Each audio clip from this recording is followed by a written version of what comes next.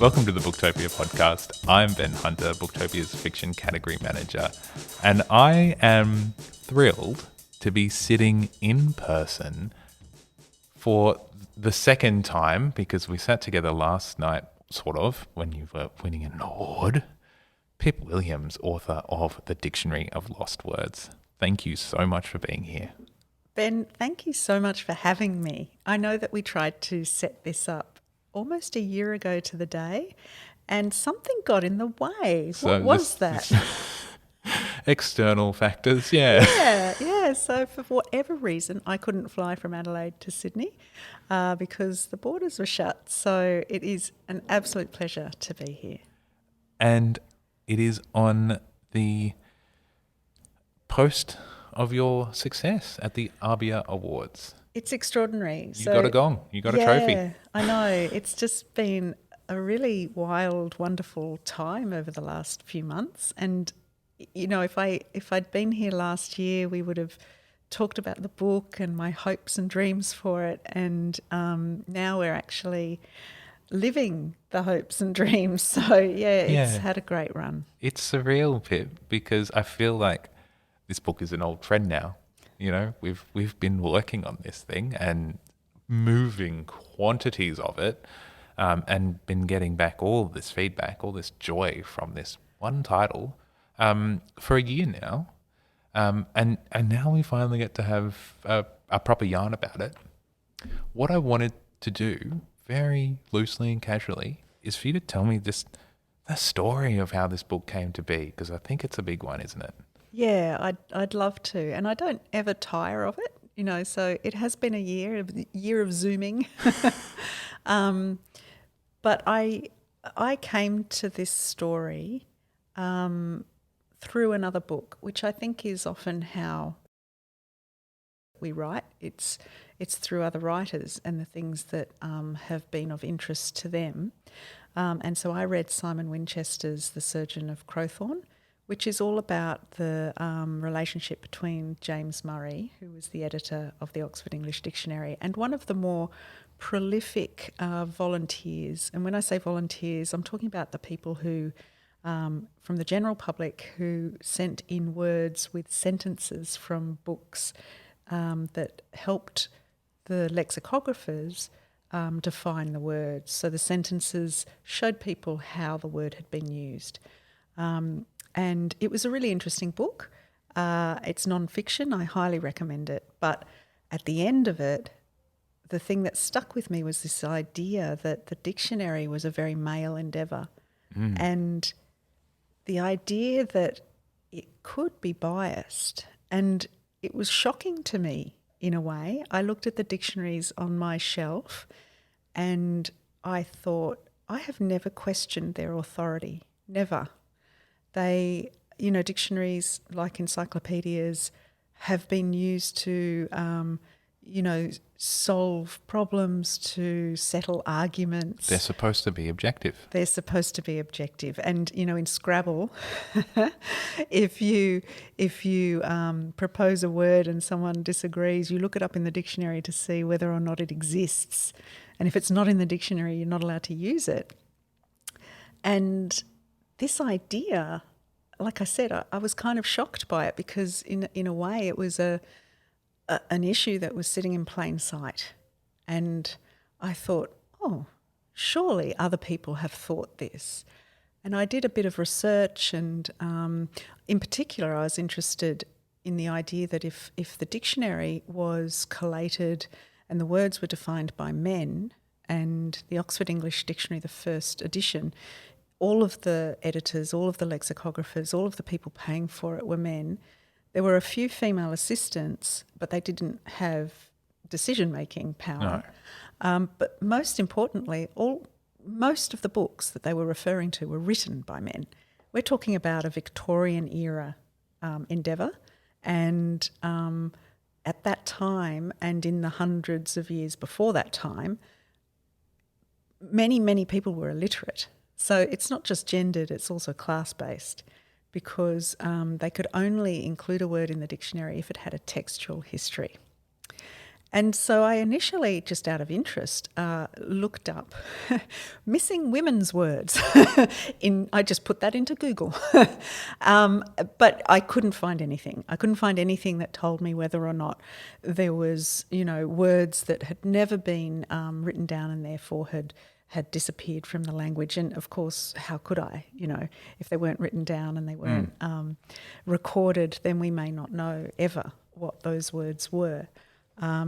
Sometimes slang dictionaries obviously can help you with that, and even that is interesting. Slang was not considered proper English and so was excluded from the Oxford English Dictionary on the whole as well.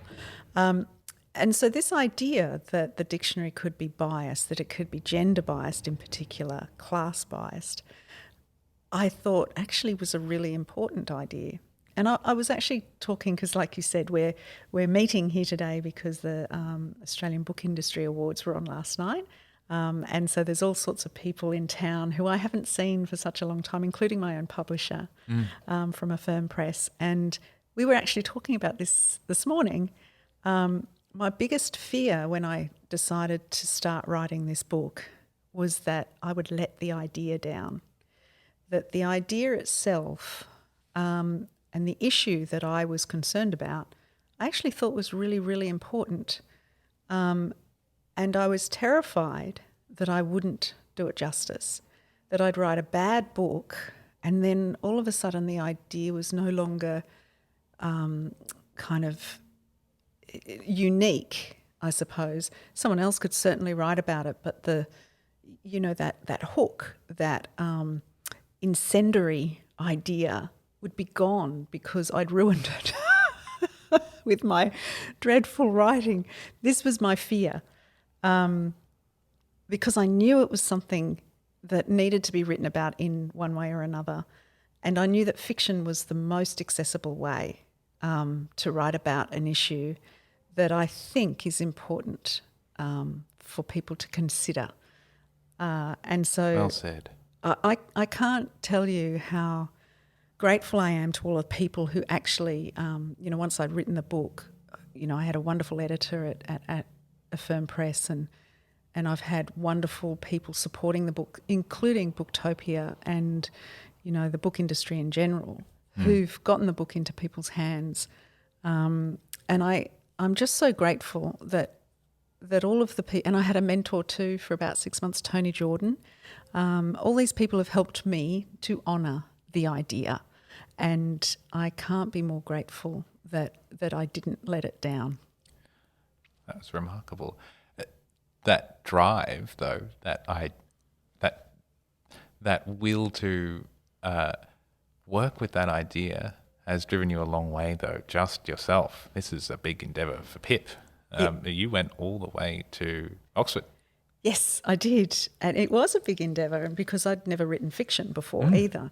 So I had written a memoir, One Italian Summer, and in a way that was my apprenticeship for creative writing. I've written all my life, but as an academic, or I've written a lot of reports, which doesn't usually set you up for creative writing.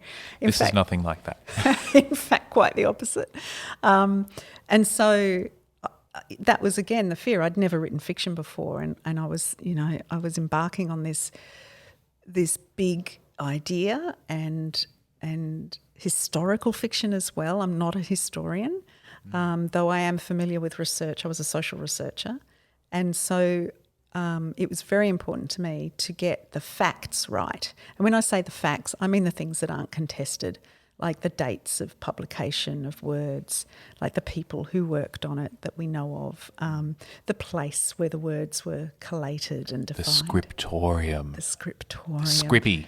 Yeah, I mean, isn't it a beautiful word? Yes. But the reality was a garden shed. And unfortunately the shed doesn't exist anymore, but the house does. And the house that James Murray lived in is obviously still in Oxford, and the red letterbox that they had to put outside that house is still there because there was such a huge volume of mail. Submissions. Well, this was actually mail coming out of the scriptorium. Oh, outgoing mail. Yeah, outgoing mail. So they had their own box with a key and everything. I think that they could just put their bag of letters in there because there was there was no email, believe it or not. The dictionary was compiled by hand. By hand, yeah. So it was an extraordinary project. And I think of it actually as one of the first crowdsourcing projects because James Murray, as editor, realised this was never going to get done because the aim was to actually define every word in the English language, past and present. I know, extraordinary ambition. And he realised that wasn't going to get done by a whole lot of, stuffy scholars working on it. They needed to enlist the help of the general public. And so he sent out a plea in journals and periodicals and newspapers asking people to send in examples of words and how they've been used. And so he got thousands and thousands and thousands, millions of slips sent to him, and I had the enormous pleasure and privilege of visiting the archives at Oxford University Press, where they still have thousands and thousands of these slips in boxes. Wow, handwritten submissions, and and some of them still tied with the string that the lexicographers tied them with 100 years ago. And I could go through those boxes of slips because they're all alphabetical. So if I needed to have a look at a word that was or wasn't actually in the dictionary, I could see whether it had come in as a slip. As a slip. And therefore, if it's not in the dictionary, it was rejected. So I can also look at the proof pages of the dictionary and see where someone has put a line through a word and a definition. So it might have been in there and at the last minute someone said that's not up to par. Yeah. It strikes me as the ambition of that project, the foresight to go, over years and decades, we will transcribe the English language into a working document, a reference document for academics and eventually everyone. That I think that's maybe a product of the foresight and the optimism of that industrial Victorian era, do you think? I can't see that happening pre-Enlightenment, obviously. No, actually, Ben, that's a really lovely observation. I think you're absolutely right. I think the size of this project possibly was only possible because of the era that it was taking part in. Big things were happening, and it was an ambitious time. It was a time of enormous change as well, which I found out doing the research. So my initial interest was just the dictionary. But once I decided to write a novel about it, of course I had to put it in context. And what a context. I know. I know. And it was so satisfying as well to understand what was going on at the same time and almost in parallel. So the women's suffrage movement, the timeline for the dictionary and the women's suffrage movement is so closely aligned, which is so interesting because, of course, words, especially English words, the English language is a very evolving thing. Always has been, always will be. And James Murray, of course, was an advocate of that. Well, they weren't, and what I don't try to do in my book in any way is sort of turn these lexicographers into people who thought that they kind of owned the English language or could dictate how we used it. That's not what they were doing. They, even then, I think they understood that it was an evolving thing and that they were always going to be a few steps behind because that's the nature of language. Did you interview modern day lexicographers as part of the research? I did. So I had a nice relationship with a man called Peter Gilliver, who actually wrote the history of the Oxford English Dictionary, which was a book. It came out a few years before I started writing my book, and it became my Bible for some of that factual stuff that I wanted to know. But there was a lot that he couldn't put in there, even though he'd done the research. So not only did I get a sense of how lexicographers work today and some of the history, but he also gave me little anecdotes about some of the lexicographers who worked with James Murray, which helped me to put flesh on the bones of those characters because, as you know, my book has a lot of real life people in it, as well as fictional characters, and they interact. And what I wanted to do with the real life people was, I suppose, render them as honestly as I could and without judgment. I didn't know these people.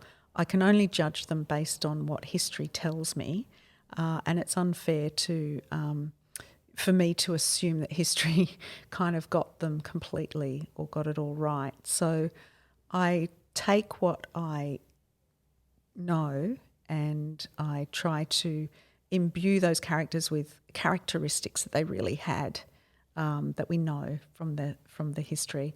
And some of those characteristics are not in the history, but they're not in the books I had access to. But Peter Gilliver had information about them from the archives that he could give me. So he talked about one of the lexicographers who really liked sweets, for instance. And during World War I, there was a shortage of paper. So he would sometimes write word slips or... on the wax paper on the back of toffee wrappers, things like that.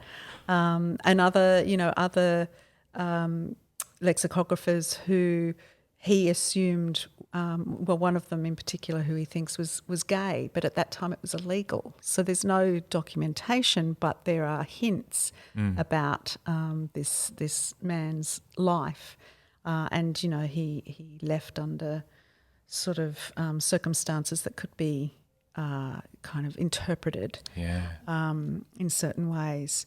Now, not all of this goes into my book, but these sorts of stories helped me to bring them to life a little bit, even though they weren't significant characters. They were secondary, tertiary characters in a way, but but it all contributes to this wonderful book.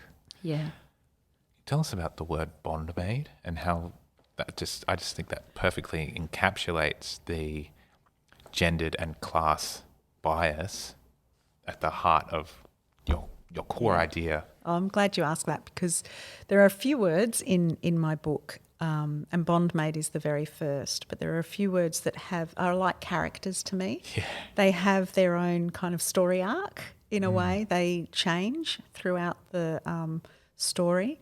And Bondmade it's the start and the end of this story. And that's because this is one of those facts that I have gleaned from the history. Bondmade is the only word that has ever been acknowledged as having been lost from the Oxford English Dictionary.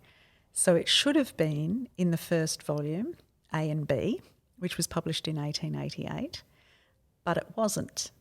And James Murray was alerted to this through a letter from just a member of the public asking why Bondmade wasn't in his volume of A and B. And it was news to James Murray. And once he checked and realised it really wasn't in the dictionary, apparently he was furious. And there was a lot of correspondence about this missing word. And James Murray assured everyone involved that it's the only word that's ever accidentally been lost from the dictionary. Now, no one knows how. So that was the key bit of information for me as a novelist, is that there is no explanation for this lost word. It's a mystery. And so I had a starting point for my book and for my character, Esme. And it's not a spoiler to say that it's because of Esme that the word goes missing from the Oxford English Dictionary. And then it becomes an important word. So she's only 4 when the word comes to her, but the word pops up throughout the story. Its meaning is abhorrent because it means slave girl. At various times, various characters kind of reflect on the meaning of the word and how it relates to their life, their relationships, their futures, and it changes over time. Yeah, as we head into suffrage and the war, so much stuff happens. That's right. That's right. Tell me about the reception of this book, because it's been out there. It's been around the traps, and you've been getting a lot of feedback. I have. Some of it very heavy feedback in the form of a beautiful award that I got last night for general fiction book from the ABIAs. And yeah, that award now means I have to put my luggage in to the hold because my carry-on is now too heavy. And I'm so appreciative of that, because what it means is that readers have rallied round this book and they've enjoyed it. They've recommended it. They've bought it as a gift. They've posted about it on every type of social media you can imagine. In some ways, I'm not on social media, and in some ways I regret that because I don't get to interact directly with some of these posts. But It could be for the best. But on the other hand, it is just so.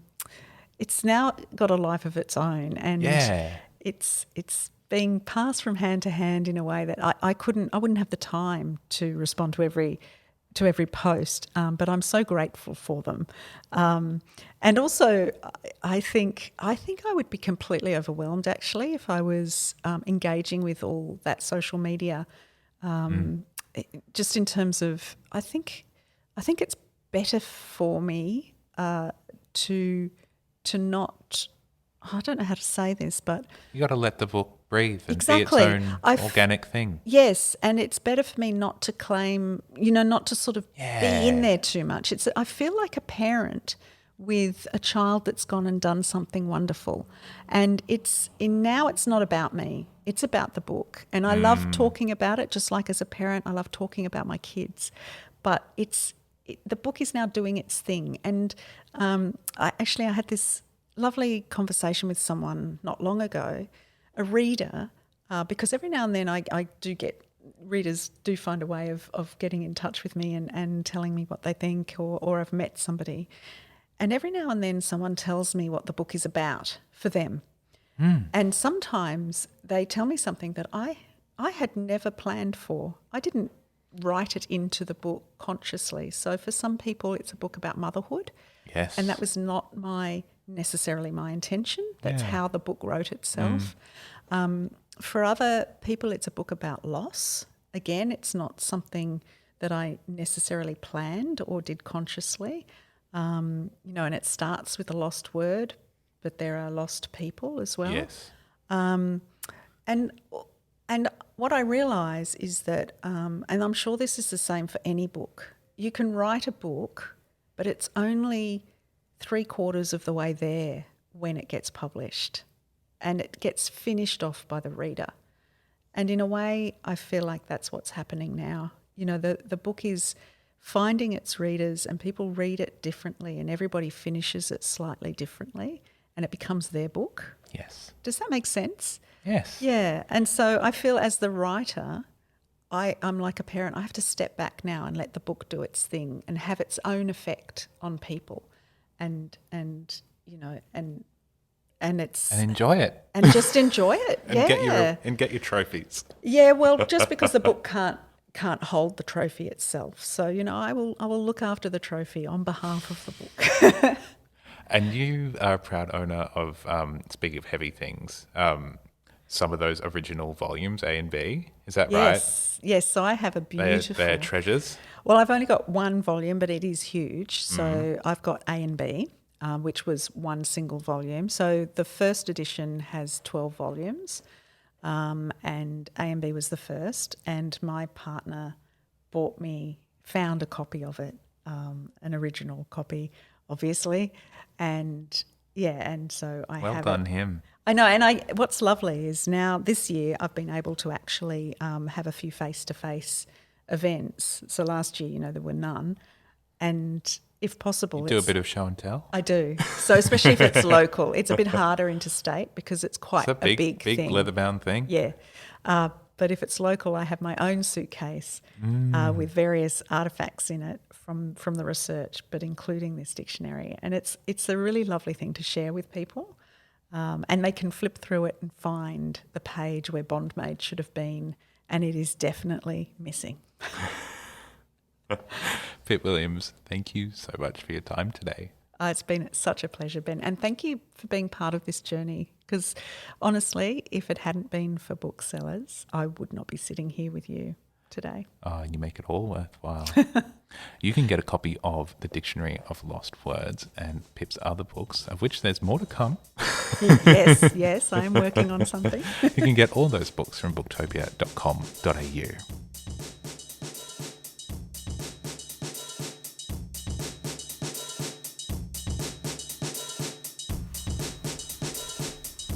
Thank you for listening to the Booktopia podcast channel.